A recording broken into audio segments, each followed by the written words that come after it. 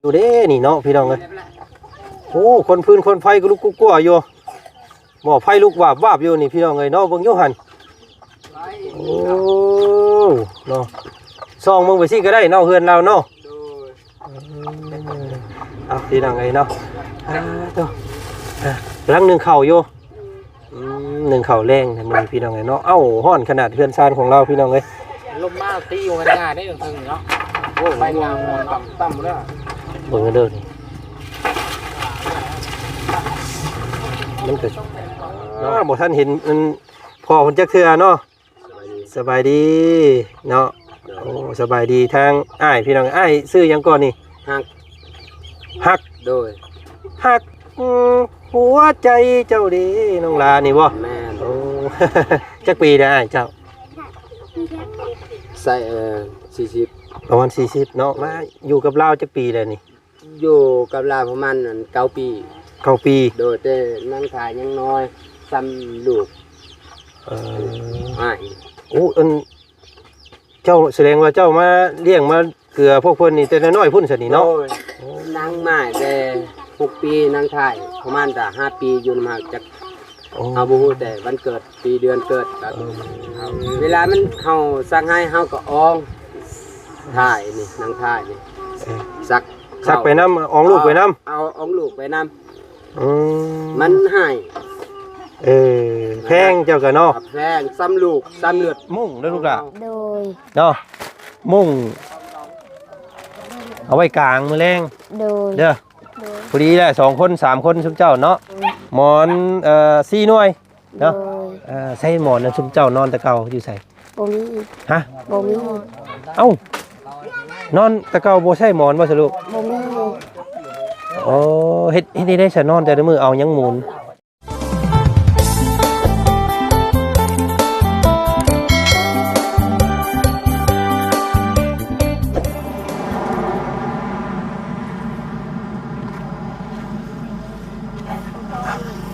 พี่น้องเนาะตอนนี้ตัดภาพบรรยากาศมาตอนยังเล็กพี่น้องเลยเนาะก็ต้องขอบมุขขอบใจขอบบุญขอบคุณทางแม่ยายเนาะเพิ่นเอิ้นว่าแม่ยายเพิ่นว่าพี่น้องเพิ่นบ่ออกชื่อออกเสียงบอกแต่ว่าแม่ยายใจดีเนาะจากจังหวัดยังก็อำนาจเจริญพี่น้องเลย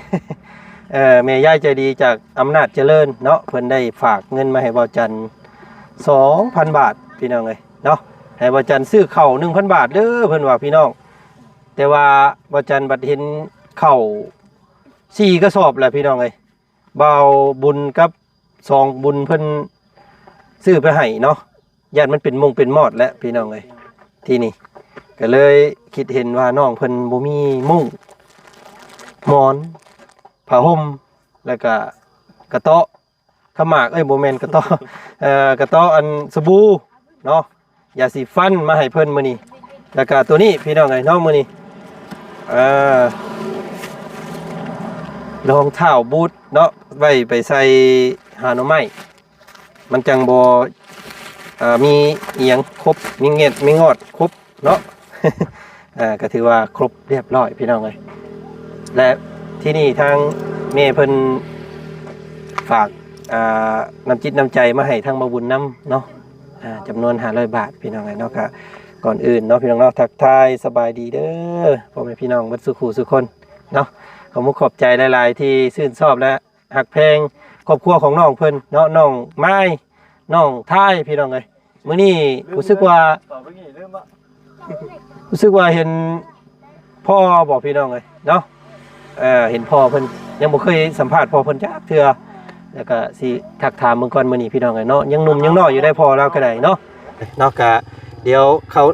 คนเข้าคนคลองเข้าไปซอยซะก่อนเนาะโดยมีในซอกกับกูมันเอ้ากูตัวใดกู8เบิดแหละมีแต่มื้ออื่นตัวน่ะบ่มื้ออื่นหลังคาเนาะเดี๋ยวสิอันบอกทางอาจารย์เพิ่นตื่มเนาะว่าเพิ่นเดินทางกันมาอาจารย์เล่ากันได้โดยเอาเดินทางปลอดภัยนะทางเด้อไป้าสพี่น้องไงเนาะทางบ่บุญกะย่อนี่เข้าไปซอยซะก่อนเนาะเดี๋ยวเข้าไปมอบให้อยู่พุ่นละพี่น้องเอ้ย มีหมากกันดินจีนํพี่น้องเนาะมื้อนี้พี่น้องเนาะอยากสิมันมืดเนาะมันค่ำเลยเด้มื้อนี้พี่น้องเอ้ย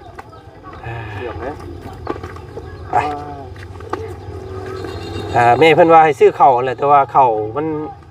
ได้หลายแล้วมันสิหมดกินพี่น้องเอ้ยเนาะก็เลยซื้อตัวนี้เป็นผ้าห่มผ้าเพมาให้เพิ่นเนาะ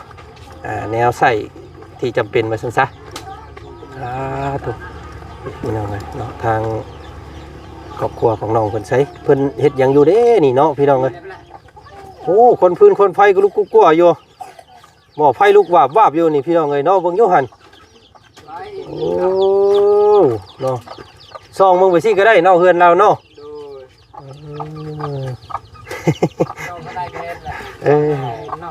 โอ้หนึ่งเข่าพี่น้องไงเนาะฮอดเวลาน้องเพิ่นเฮ็ดหนึ่งเข่าหนึ่งน้ำคือเก่ามาเอานี่มามอบมาวางก่อนปึ๊บจึกจักเอ้ยน้องอีหล่ะสบายดีน้องนางน้องทายชื่อเพิ่นเนาะทายเลขทายเบอร์ทายหวยพี่น้องไงเนาะเอ้ยอยู่บ่ลูกล่ะไปทางใดแหละเนาะไปเพื่อนหมู่บ่เอาพี่น้องไงเนาะลังหนึ่งเข่าอยู่หนึ่งเข่าแรงมือพี่น้องไงเนาะเอ้าห้อนขนาดเฮือนซานของเราพี่น้องเลยลมมาตีอยู่กันง่ายได้ถึงเนาะโอ้ใบงามต่ำเลยเบิ่งกันเด้อนี่มันเกิดเนาะสพี่น้องเลยเนาะกะเอ้าขอบใจทั้งบ่บุญในลายเนาะมื้อนี้เดี๋ยวมอบอันนี้ก่อนพี่น้องเลยเนาะทางเมย์เพิ่นฝากน้ำจิตน้ำใจมาให้บ่บุญเลยเนาะจำนวน500กีบเป็นเงินกีบเท่ากับ500กีบ500 บาทพี่น้องเลยขอโทษขออภัยเมย์เพิ่นเอาฝากให้ทางบ่บุญนี่เด้อว่าซั่นเนาะ500 บาทเป็นเงินกีบกับ300,000กับ3,000กีบเนาะแม่เพิ่นกับบ่ได้ประสงค์ออกน้ำนำจิตนำใจมาให้ครับมาบุญเองถึงขอขอบคุณขอบคุณขอบใจได้แม่เด้อแม่ตู้ยายแม่ยายใจดีแม่ยายใจดีเนาะอยู่ทางอำนาจเจริญเนาะขอบคุณขอบใจหลายเด้อครับสวัสดีมีแฮงโดยขอบใจหลายๆวันนี้พี่น้องเนาะมาทางมาบุญนำพี่น้องเนาะขอบใจหลายๆเนาะเอ้านั่นอันผู้นั้นว่าผู้เป็นพ่อเพิ่นน่ะโอ้มาพี่ฉันเนาะบ่ท่านเห็นพ่อเพิ่นจักเทื่อเนาะสบายดีเนาะโอ้สบายดีทางอ้ายพี่น้องอ้ายซื้อหยังก่อนนี่ฮักโดยฮักหัวใจเจ้าดีน้องลานี่บ่แม่โอ้ใส่ผู้เป็นเมียเด้เมียพี่เปาะจังได๋เราเบิ่งอยู่สมกันอยู่บ่นี่พี่น้องเอ้ยเนาะจักปีได้เจ้าใส่40ประมาณ40เนาะโอ้นี่สบายดีแม่สบายดีเอื้อยเอื้อยแล้วกันเนาะโดยอายุเราจักปีอายุเราเอาไว้38โอ้วัน38โดยเราบอกข่อยเมื่อวานนี่ว่า30เราอ่ะเราบ่ชื่อ5กับบ่ชื่อแต่ใส่จะปุ่มตัวแต่เอาใส่38โอ้น้ำในปื้มสมนุครัวนั่นเรานี่38ปีเจ้านี่40โดยโอ้พี่น้องเอ้ยเนาะมีโอกาสได้พบได้พ่อน้องเพิ่นมื้อนี้พี่น้องเอ้ยเนาะกำลังน้องเพิ่นกำลังนึ่งข้าวเนาะอ้ายเนาะมีหยังกินแรงมื้อนี้จักบ่มีนั่นแหละบ่มีหยังโดย25บ่เห็นลาบ่มีมาแต่ละมื้อก็บ่เห็นเราเนาะไปหยังแต่ละมื้ออ้ายไปซักให้โอ้ไปนำเข่าในให้นี่บ่ซักเข่าโอ้แต่เดือน4แต่คือให้ด้านหลังดูดให้ฮือให้เดือนนั้นเนาะเดี๋ยวนี้ไปซักบาดนี้ซักมื้อไปเริ่มต่อพี่น้องเอ้ยเนาะเอากะอันเพิ่นชื่อหยังอ่ะสวงชื่อนางสวงอ้ายฮักเนาะกับนางสวงเพิ่นเว้าภาษาบ่ค่อยเป็นปานใดเนาะแม่นลาวกันแบบค่อยบ่ฮู้จักแต่ความภาษาบ่ฮู้จักภาษาลาวแต่เลยว่ามีแต่ขอบใจมีแต่อันซื้อแบบค้าขายหน่อไม้ก็มีแต่เขาทานทงทะไดแม่ก็เลิกก็บางเทื่อก็เข้าใจ คำตอบบ่มี แต่20,000ฮู้จัก25หรือว่า30นั้น ได้เนาะ โดย โอ้ยพี่น้องเอ้ยเนาะเอามาอยู่กับเราจักปีแล้วนี่ อยู่กับลาประมาณ9 ปี 9 ปี โดยแต่นั่งถ่ายยังน้อย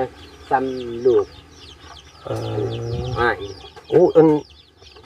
เจ้าแสดงว่าเจ้ามาเลี้ยงมาเกลือพวกเพิ่นนี่แต่น้อยๆพุ่นซะนี่เนาะ โอ้ยนั่งมาแต่6 ปีนั่งถ่ายประมาณแต่5 ปีอยู่นำหักจากเอาบ่ฮู้แต่วันเกิดปีเดือนเกิดก็เอาแต่ยังน้อยแต่ว่ามันเป็นแล้วแต่ว่าปีเกิดวันเกิดก็บ่ฮู้ บ่ฮู้เพิ่นเนาะแต่ว่าพอมาได้ใหญ่ซำนี้แล้วเนาะซำหมูน้อยๆนั่นแล้ว โดยเวลามันเฮาสั่งให้เฮาก็อองถ่ายนี่นั่งถ่ายนี่ซัก ไปน้ำอองลูกไปน้ำ เอาอองลูกไปน้ อืม ำมันให้ แพงเจ้าก็เนาะ แพงซ้ำลูกซ้ำเลือดของเฮา อืม ลูกแบบเป็นลูกของเขามันคือลูกเฮาลูกเอาเมียต้องหักแพงลูก โอ้ยพี่น้องเอ้ยเนาะ อืม แพงแม่มันก็แพงลูกมันน้ำเนาะ แม่ ดีไอ้เนาะโอ้ยอมรับน้ำใจของเจ้าเนาะมาอยู่น้ำเพิ่น9 ปีกว่าแล้วว่าซั่น ก็แหละ มานี่เฮือนหลังนี่นี่แบบซี่เลยบ่ แบบนี้นั่นแหละ อ๋อพี่น้องเนาะ เรือนสาดบ้านเจาะกับเบิ่งมันกลัวเวลานั่งทายว่าเป็นอะไรน้ำมันคือมัน คือหยดคือหัวลงสิ คือหัวลงว่าเวลานอนเวลาฝนตกว่าเวลาตอนดึกดื่นนี่เด้นั่งอยู่บนใดบนบ่เปียก ง่ายไปเนาะ ง่ายไป โอ้ ไปง่ายอยู่เอาเฮ็ดไม้อันไปเอาหญ้ามันมาเกี่ยวหญ้าไปมุง พี่น้องเนาะมันเฮ็ดอีได้สบายนี่สิมีบ้านมีเฮือนงามๆให้ลูกให้เต้าอยู่นี่เนาะ นั่น สิเฮ็ดในใดบาทนี่ เฮาก็ยอมรับแต่ชีวิตเฮาก็เลยว่าห้าเฮือนห้าซอง5บ้านอยู่นี่ก็บ่ได้ดอกสิเฮ็ดว่าหาเงินบ่เก่งปานใด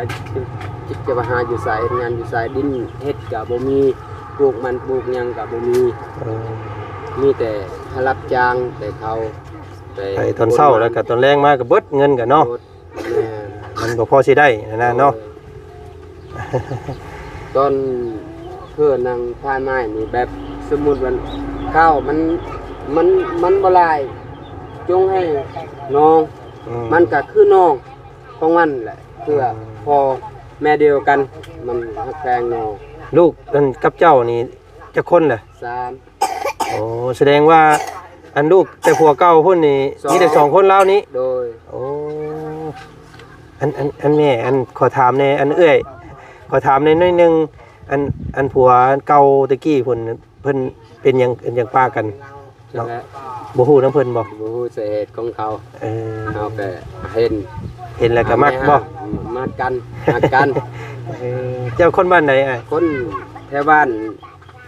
ละเตืองแต่กี้อยู่บัดอายเฮาออกมาเฮาไปอยู่น้ำอายตอนนั้นพ่อก็ตาย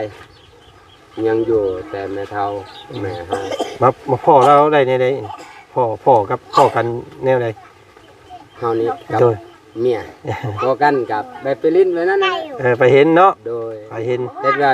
สงสารเฮาก็เลยว่าเฮากับพ่อห้างคือกัน เอ้าพอห้างคือกันเจ้าก็ได้ โดย เราพ่อกันแล้วก็ฮักกันบัดนี้เนาะสร้างสาน้ำกันเนาะ โดย เอ้าพี่น้องเอ้ยก็บ่สำคัญหรอกเรื่องนั้นเนาะ โดย ขอให้เฮาอยู่น้ำกันเพลงกันกับพ่อน้อยเนาะ แม่น สาพี่น้องเอ้ยเอ้ามื้อนี้ทางบ่าวจันทร์มามอบอันนี้ให้ลูกสาวเจ้าอีกอ้ายเอ้ย โดย เนาะมื้อนี้ โดย มาเบิ่งก่อนมีหยังแน่พี่น้องเนาะเบิ่งอยู่หั่นนี่ล่ะเนาะทางผู้เป็นเอื้อยเพิ่นมาแล้วพี่น้องเอ้ยเนาะสบายดีเนาะโอ้ยเป็นสาวบ่ได้เด้พี่น้องเอ้ยเนาะใส่ชุดอันเก่าคือเก่าอยู่มื้อนี้เนาะเดี๋ยวเฮาคุยกับน้องเพิ่นก่อนเด้อทางไอ้ทางอื่นก่อนก็ได้เนาะขอบใจหลายๆลูกกับพ่อใหม่นี่3คนนี่ แม่น โอ้พี่น้องเอ้ยเนาะแสดงว่าน้องเพิ่น2คนนี่พ่ออีกพ่อนึงเนาะแต่ก็เราก็ฮักคือลูกเราว่าพี่น้องเอ้ยแต่มันสมัยซักกันว่านำเข้า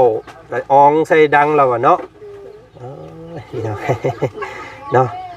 นึ่งข้าวแต่โดนแล้วบ่สุกแล้วบ่ยังบ่ได้สุกอยู่มาอันเดี๋ยวเบานิบบักระเบิดอีกก่อนพี่น้องเอ้ยเนาะเอามื้อนี้ทางระเบาเขามาหาเจ้าอีกช่วงค่ำพี่น้องเอ้ยเนาะเอายังแน่มาให้มาเบิ่งน้ำกันมื้อนี้เนาะเบิ่งมีมุ้งเด้อลูกล่ะโดยเนาะมุ้งเอาไว้กลางมื้อแรง โดย เด้อพอดีแหละ2คน3คนซุมเจ้าเนาะได้อยู่เนาะเอาเดี๋ยวเก็บไว้เด้อแล้วก็หมอนมื้อนี้พี่น้องเอ้ยหมอน4หน่วยเนาะใส่หมอนนะซุมเจ้านอนแต่เก่าอยู่ใส่บ่มีฮะบ่มีเอ้านอนแต่เก่าบ่ใช่หมอนบ่สรุปบ่มี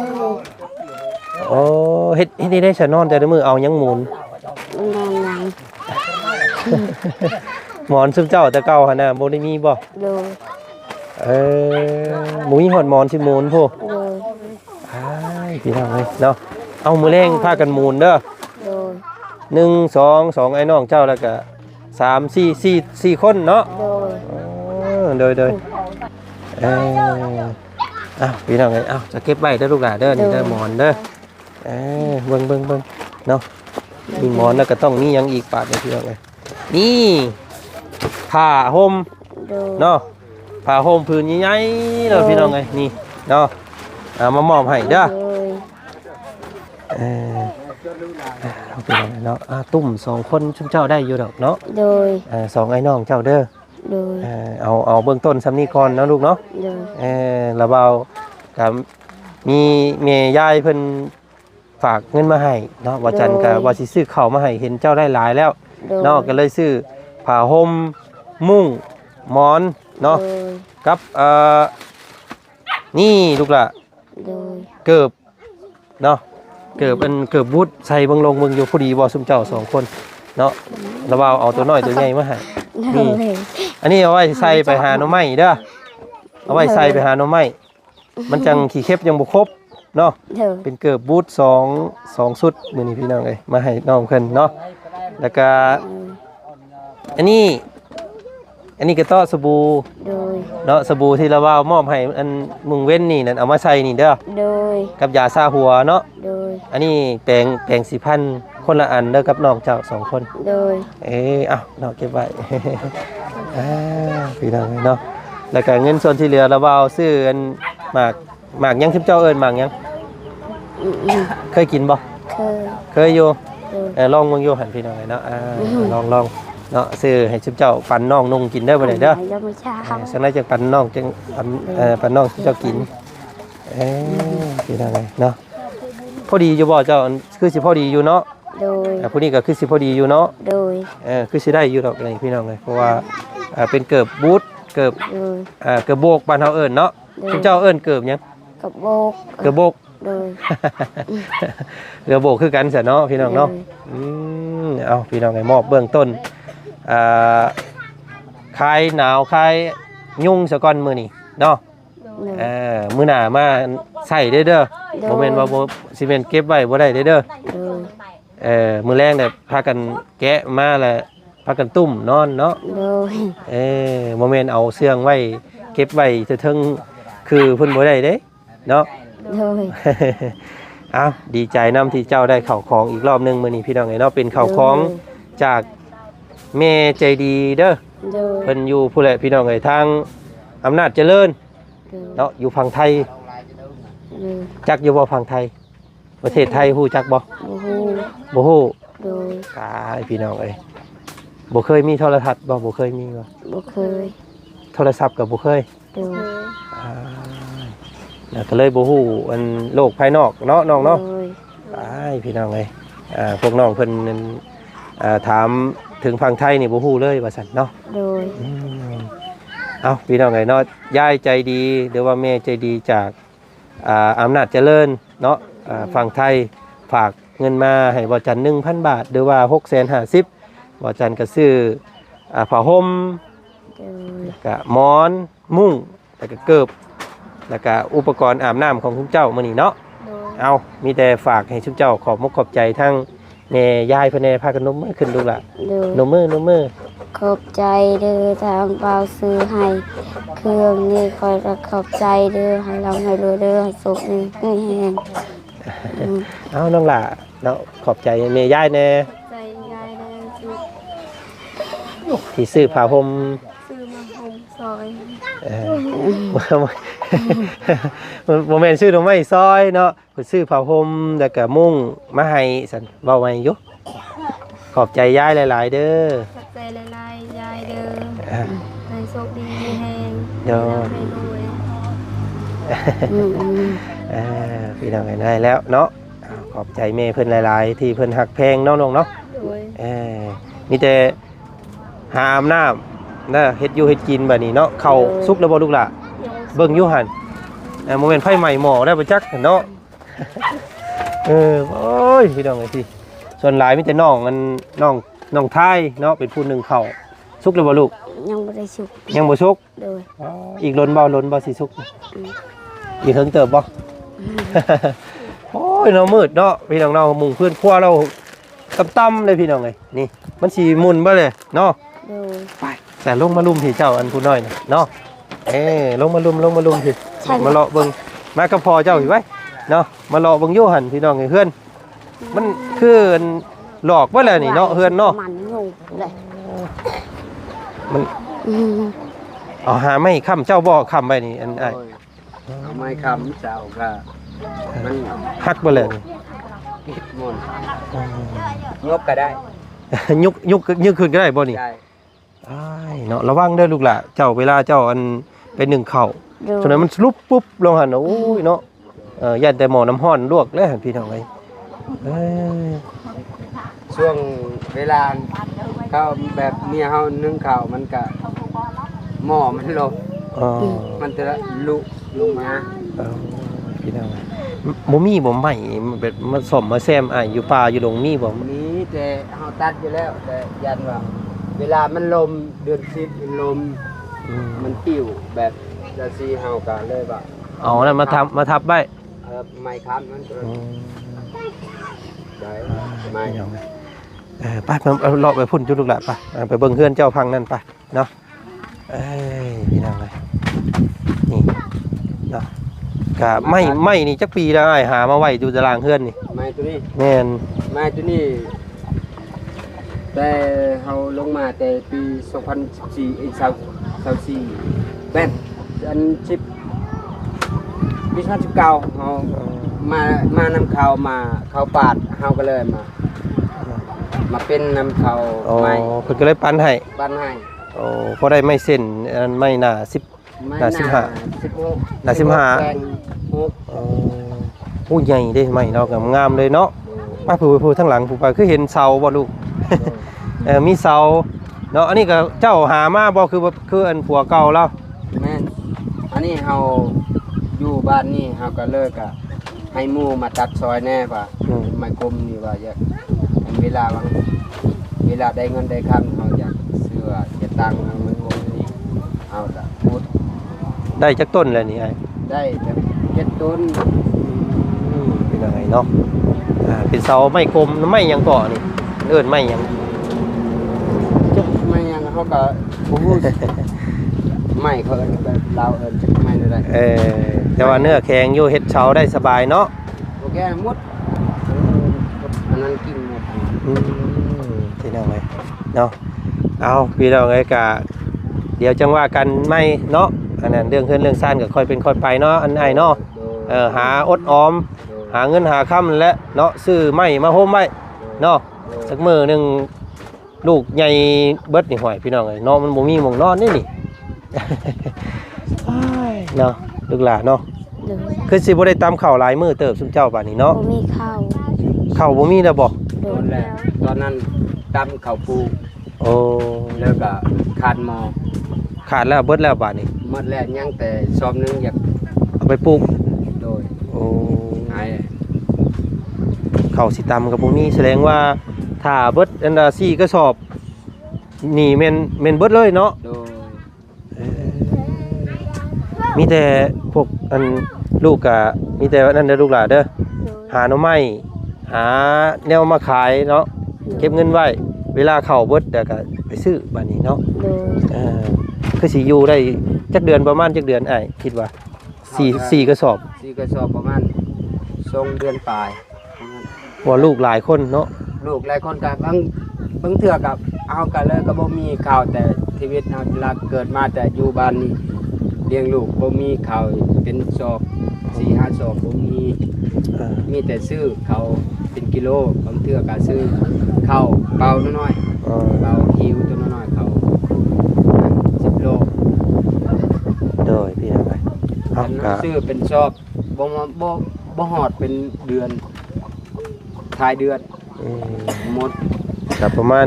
2เดือนเกือบ3เดือนเนาะประมาณ4สอบเลยกะกินกับระยะแน่แล้วก็หมู่คู่แถวใกล้นี่แน่เนาะหนึ่งเวลาเพิ่นขาดหมอกับมาขอน้ำกันแบ่งกันเนาะลูกเนาะ โดย โอ้ยพี่น้องไอ้นอกได้เข้าหลายสอบเลยมื้อนี้เนาะได้ผ้าห่มผ้าแพรอีกพี่น้องเนาะดีใจนำเด้อลูกเด้อเนาะมื้อหน้ามื้อในเราเบาสิแวะมาหาเจ้าใหม่อีกเด้อ โดย เนาะมื้ออื่นไปไส เดินไปสักเขา เจ้าไปซักข้าว โดย อีหล่าเด้ไปน้ำพอบ่ หาน้ำไม้ เจ้าไปใส่มือหาหน่อไม้เนาะ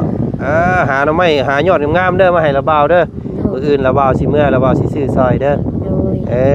เนาะได้มื้ออื่นพี่น้องไอ้เนาะหาแต่เช้าช่วงเช้าเดี๋ยวระบาวเข้ามาใหม่เด้อมื้ออื่นเด้อ โดย มื้อแรงนอนอาบน้ำแล้วบ่มื้อนี้ นั่ง สบู่ก็มีแล้วยาสีฟันมีแล้วยาชาหัวมีแล้วเนาะมื้ออื่นให้เกลี้ยงกว่านี้เด้อมื้ออื่นเด้อ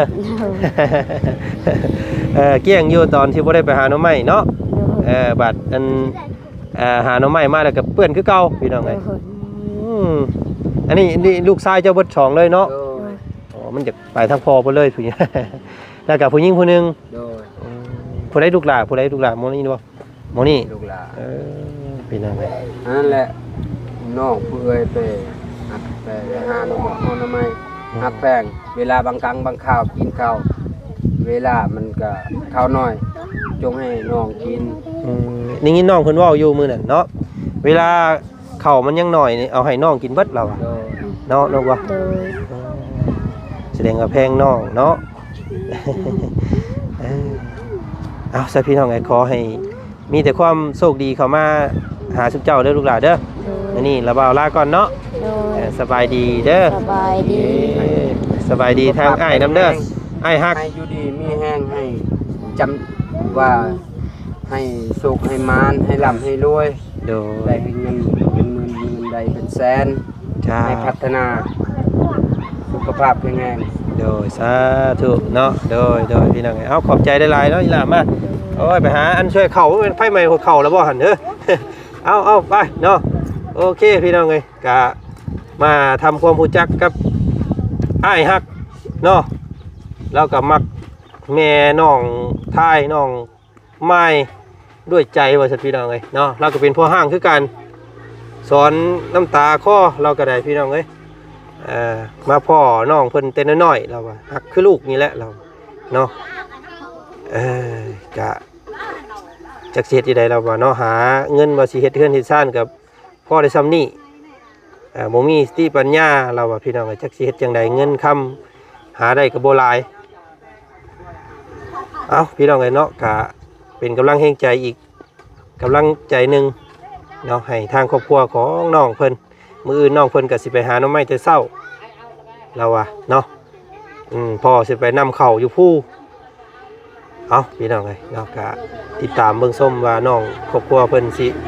ไปฮอดไสแน่เนาะกะสิถ่ายทำให้พี่น้องเบิ่งส้มพอสำนี้ก่อนคลิปนี้พี่น้องเอ้ยเนาะเจอกันใหม่อีกคลิปหน้า